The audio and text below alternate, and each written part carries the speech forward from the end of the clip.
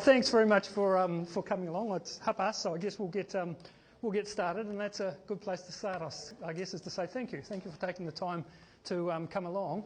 My name's Les Probert. A few more people coming in. Get the best seats.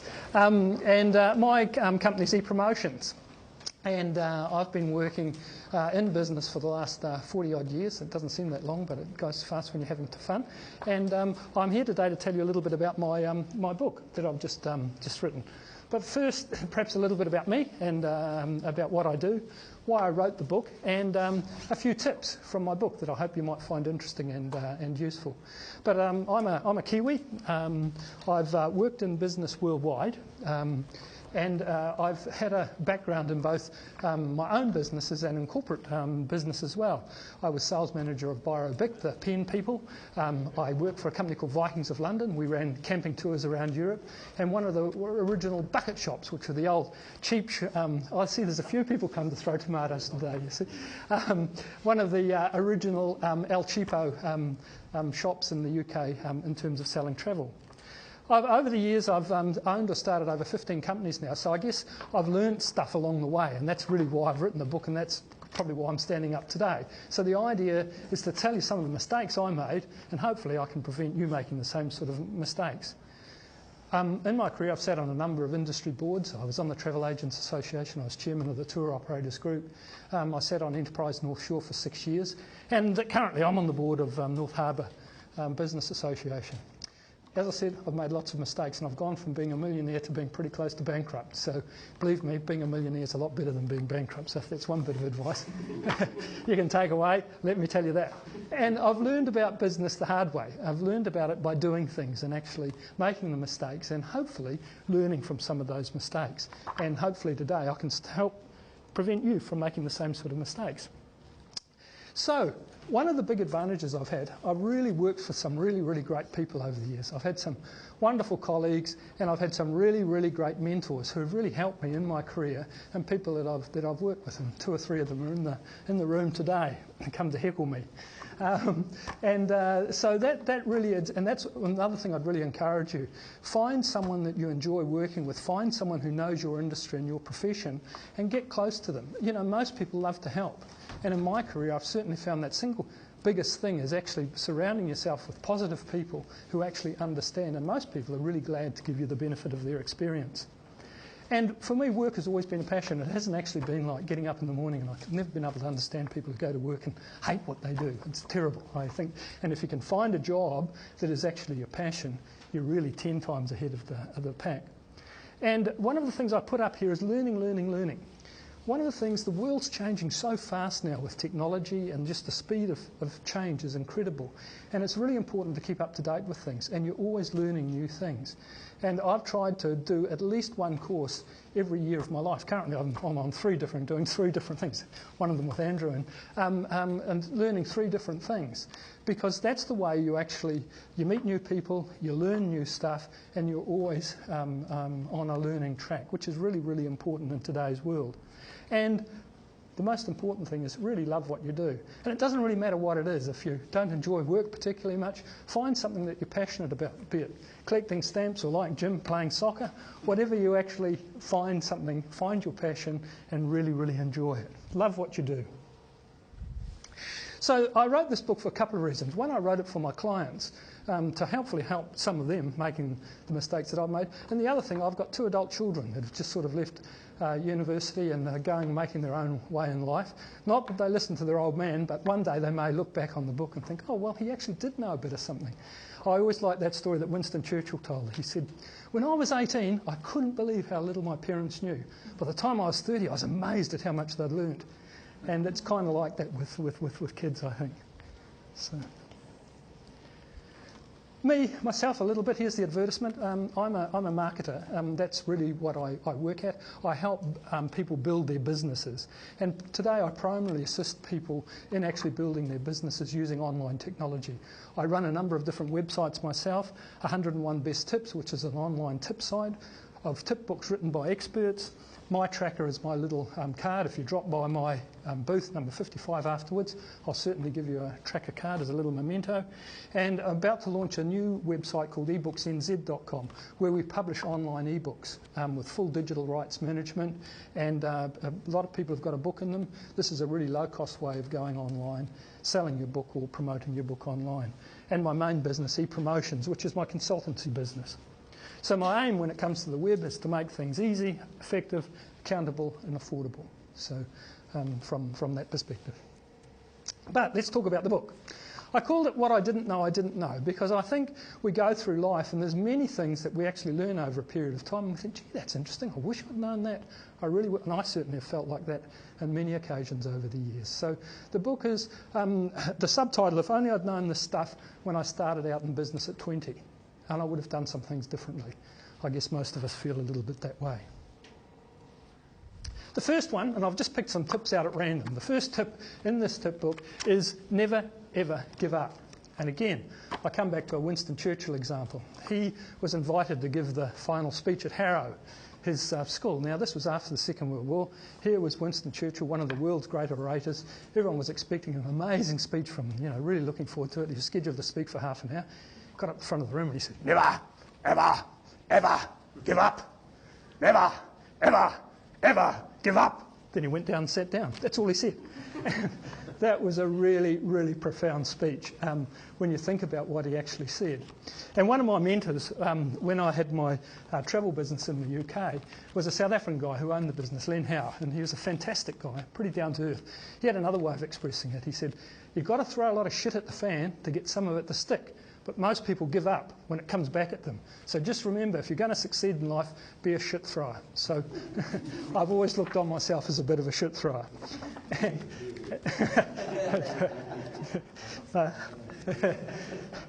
But to this day on my wall, I've got this little saying that I really, really think is true.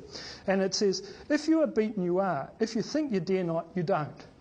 If you'd like to win but think you can't, it's most certain you won't. Life's battles don't always go to the stronger or the faster man or woman, but sooner or later to the man who wins is the man who thinks he can. So it's all about the way you approach life in terms of thinking. So never ever give up. Sometimes your idea mightn't be right, but with a left-hand thread or a right-hand thread, it might come right. Tip number 4, fire some customers. When I say that to people, they think, are you crazy? Why would I want to fire customers? One of my other tips is that Pareto was wrong. He was the Italian economist who said that 20% of your problems, or 20%, 80% of good things, 20% of bad things. I reckon it's the other way around. I think it's about 5% of things that cause problems. So the Pareto principle is normally about 5% of things. If you look at your customer base, I'll absolutely guarantee that your problems, the issues that you have, are probably with those 5% of customers. And they cause you all sorts of problems. Your staff don't like dealing with them. They're always complaining and things like that. Fire them. Get rid of them. Do it nicely and you'll be surprised what happens. Just go back to them and say, look, Mr. Smith, I'm terribly sorry. We don't seem to be able to meet the sort of service standards you'll bring. You don't seem to like our product. May I suggest you give them to your biggest competitor. Stuff his business up, right? Now, one of two things will happen. They'll either leave, go to that competitor, he can have your problems, or they'll be so shocked, they'll come back and the relationship will be completely different. So fire some customers. Look at who the troublemakers in your business are. This tip 13, I learnt this while I was on a course. I was general manager of Thomas Cook, the travel people. And one of the good things back in those days, they used to send us on fantastic courses, and this was in the UK. And this decision matrix works in a whole lot of different situations. If you've got to compare things, now this could be you're interviewing staff. It could be buying a new house. It could be buying a car, piece of plant. It doesn't matter. In my example here, I've used a house. And you rate your houses, house 1, house 2, house 3. And you sit down before you do your interview, before you look at your house, and you rate all the things that are really important to you. 3 bedrooms, sea views, close to schools, whatever is the important thing to you. And if you do that with your partner, whether it be your business partner or your life partner, when you're doing those sort of decisions, and then rate each of those decisions out of 10, it takes the emotion out of decision making. When you get to the bottom, you'll be very surprised how the scores stack up. And many times it isn't necessarily the thing that you would have at first thought as being the choice that you'd made, as being the choice that's the right choice to make. Then you go back and you consider that choice more importantly. So I've found this an extremely useful device over the years in making decisions on all sorts of different things. So are these tips in your book? Yes. Well, the matrix is in the book, and the book spells out how the tips work. If you drop by my stand afterwards, I'll give each of you one of these books if you'd like one. It's also available online as an ebook. So, but this really works. It really does work. The key to a successful business, and I've had some great businesses and I've had some dogs. But one of the things that I've learnt with businesses is these things I really fundamentally believe. Cash is the most important thing in a business. More businesses fail because of cash than any other single thing in the world. Just to give you an example, these are statistics from business survival rates from the Department of New Zealand. In year one, 80% of businesses survive. After 5 years, 45% of them are there, and after 10 years, 29% of them are there. And most businesses fall over because of lack of cash. The next thing is your own staff. I think staff actually rate before customers. A lot of people talk about putting customers first. Put your staff first, or second after cash.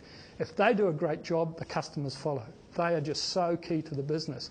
And in my travel businesses that I've had over the years, and I've had up to 100 staff at times, we put a huge amount of emphasis on picking the right staff, getting the right staff, motivating them right, and getting them looking after the customers.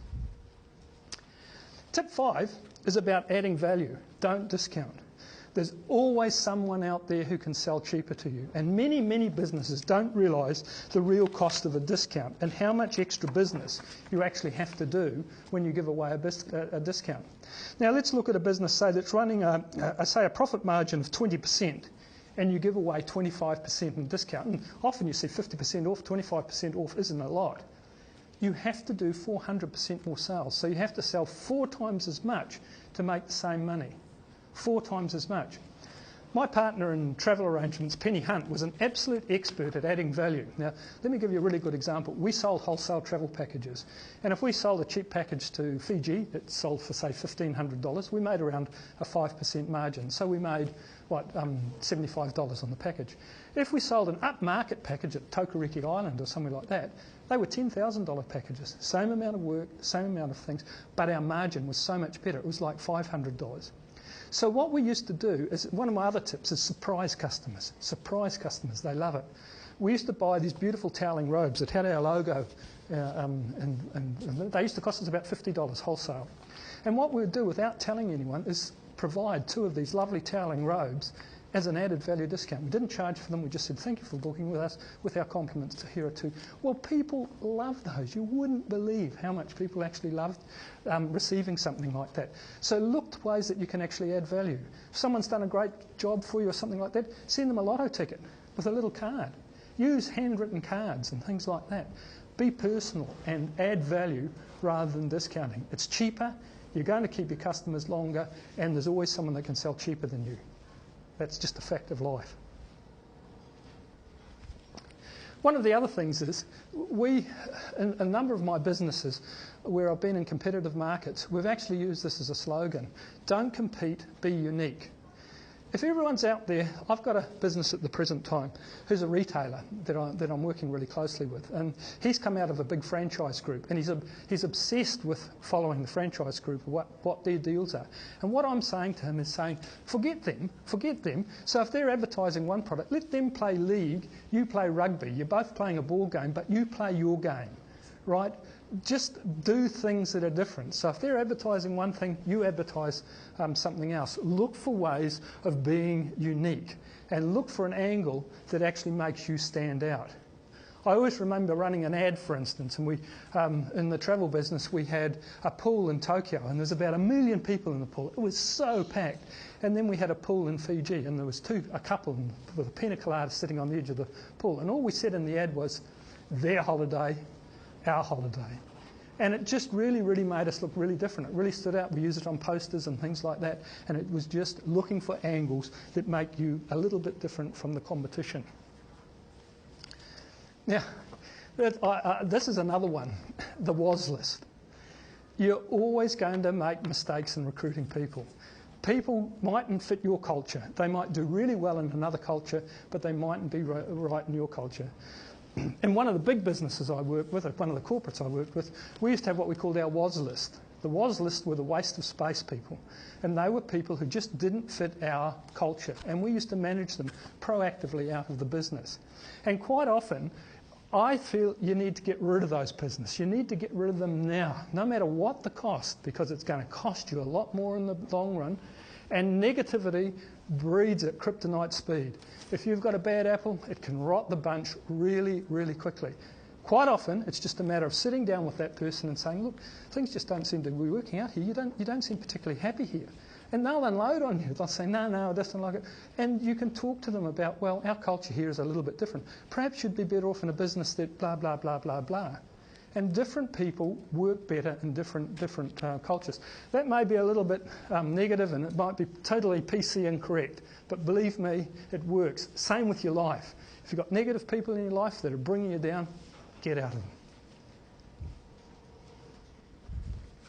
Now, this is a bonus tip. I said there was 20 tips. This is tip 24, one of the bonus tips. Your bank manager is not necessarily your friend, right? Banks, in my experience, are great in the good times. In the summer, you want an umbrella, they give you an umbrella. The winter comes, the weather changes, turns to crap, they take your umbrella away and leave you exposed. Their banks are just another supplier. They supply a commodity. Their commodity happens to be money. But many of us get really obsessed about banks. I mean, they are just another supplier in your supply chain. The fact that they supply money is an example. Let me give you an example of a practical example of this that goes back a long time, but it's still very relative. In the 1970s, I was in London and we had a company called Vikings, and what we did, we ran camping tours around Europe for 18 to 35-year-olds. Fantastic business, wonderful time, and we sold cheap flights. The business was going really, really well. We ran about 20 coaches at that time, and our bank manager, who was the banker in a bank in Piccadilly Circus, rang up Len and I and said, look, I'd like to invite you to lunch. And he invited us to Simpson's on the Strand. Well, did we think we'd arrived? Two colonial boys being taken by our bank managers to Simpson's on the Strand, one of London's best gentlemen's restaurants. So we sat there. This is a really upmarket restaurant where the waiters carve the meat and they wear white gloves and stuff like that. He talked to us about our business and said, look, I've been looking at your cash flow. You guys have tell us what you're looking at doing. Well, Russia at that stage was our biggest market. We ran tours through Russia, 6-week tours mainly. And the Moscow Olympics were coming up in 1980. So we told him we were looking to expand to take advantage of this huge opportunity. And he said, well, put a business plan to us and we will back you. So we rushed off with our accountant, didn't even really know what a business plan was, but he helped us put one together. And we went back to the bank manager and he gave us real funding. Well, we went out and we bought coaches. We geared up. I'd opened an office in New York. I looked after sales at that stage. We were selling all over the world and business was going fantastic. The Moscow Olympics were going to be a really big event. Forward bookings were fantastic. We went out. We ended up having 40 coaches, and they were big coaches, 45 and 53-seater coaches. And then our history repeats itself. You may remember the Russians invaded Afghanistan, and there was a boycott of the 1980 Olympics. The whole world turned to custard. I mean, it really turned to custard. At the same time, there was a credit squeeze in the UK, and our friendly bank manager became the ogre from hell, and he made our life really, really miserable. And so we had to sell coaches in a dead market. We had cancellations left, right and centre. It was a terrible, terrible period of time. If we'd been not as optimistic and had wiser heads on our shoulders, we wouldn't have taken such a big risk. If it had come off, it would have been fantastic. But it didn't come off, and it ended up costing us over £250,000, which back then is still a lot of money now. And it nearly killed us. It nearly finished the business. So banks, in my experience, are great when times are good, but not so good when times are bad, when you really, really need their help. And business goes in cycles. It's like the 4 seasons. There's good times, there's bad times, and no matter how good your business is, there's going to be times when you are going to need money and to need borrowing. And really my last slide is about how you live your life. I think that you can go through life and go one of two ways. So many people go through life and go saying, I wish, or if only I'd done this, if only I'd started that business, I wish I'd gone overseas when I was doing this, or I wish I'd done this, I wish I'd done that, or if only.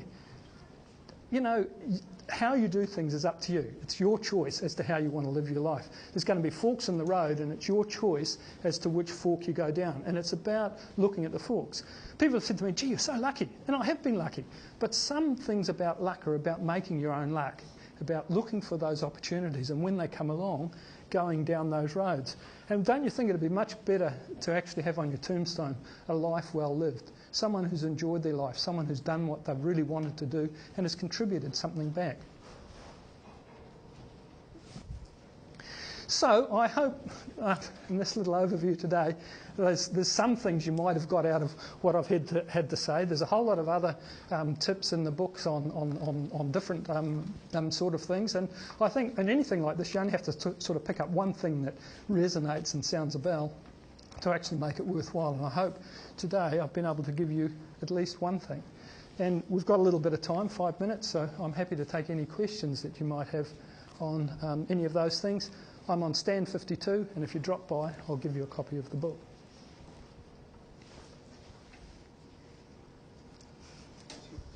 Covered it all, huh?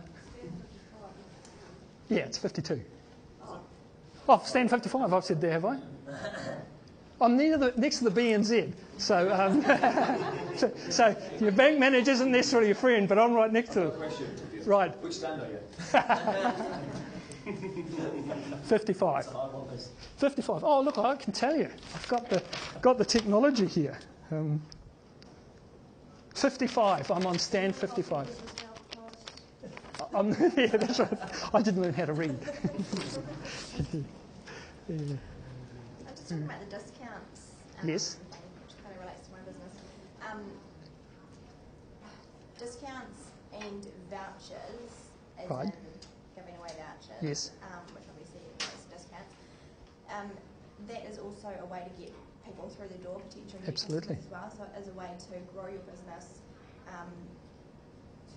as well. So I suppose you've got to balance up the cost of the discount versus the potential new customers you're going to be reaching. Absolutely. Yeah. Because that's like adding value. If you give people a reason to come into your shop, and if they buy this, they get that, or something like that, or you're giving away discount vouchers, or you're selling them to someone else, or things like that, that can be adding value. That's not necessarily about discounting. I'm talking about when you're running a sale and you cash all your prices by 50%. Yeah.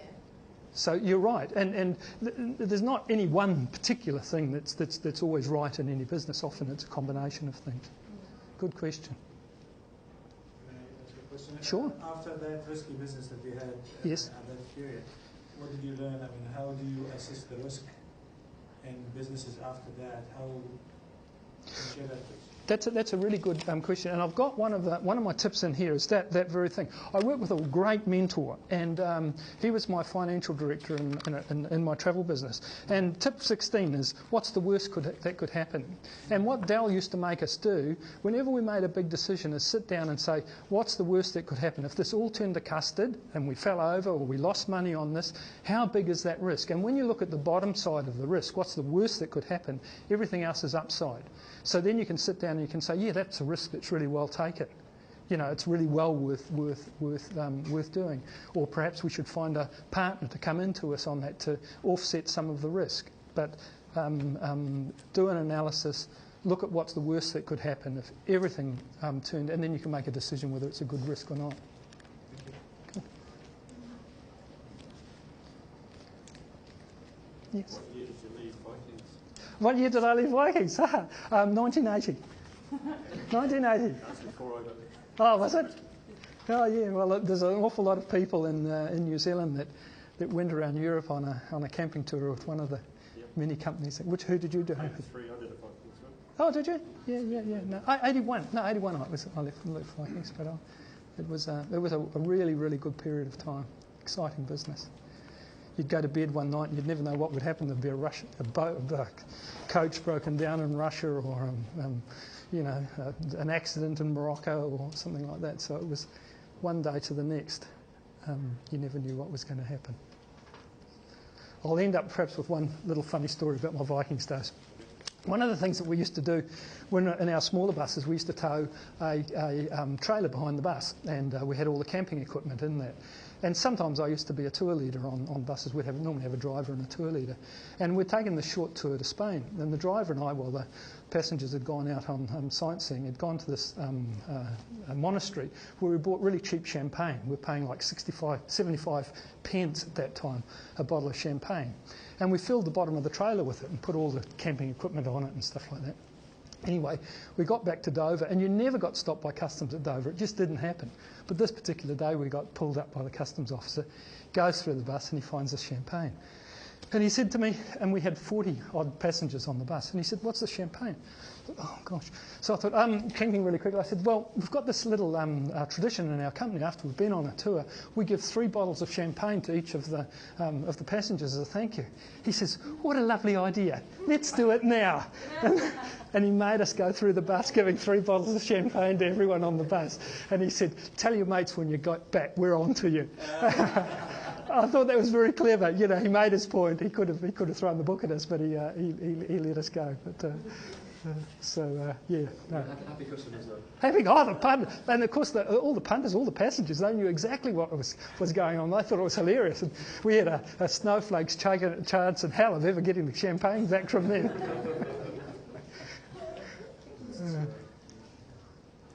Good. Well, thank you so much for being such an attentive audience.